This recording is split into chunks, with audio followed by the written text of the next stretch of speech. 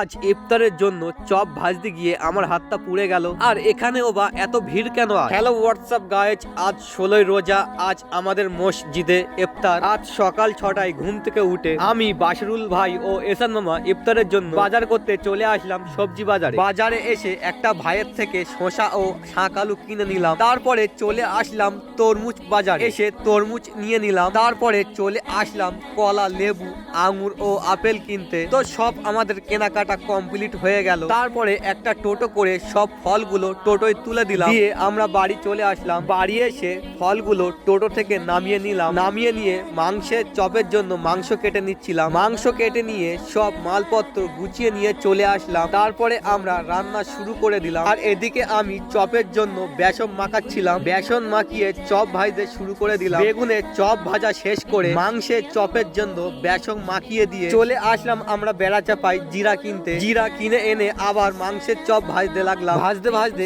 আমার হাতে গরম তেল পড়লো, আমার হাতটা পুড়ে গেল। তো কি আর করা যাবে। আর ওইদিকে নানপুরি ও চানা মটর রেডি হয়ে গিয়েছে। তারপরে আমরা একটা একটা করে মসজিদে নিয়ে চলে আসলাম। এসে একটা একটা করে সব প্লেটে সাজিয়ে দিলাম। তারপরে আমরা মসজিদে রেডি হয়ে চলে আসলাম। এসে ইফতার নিয়ে বসে পড়লাম।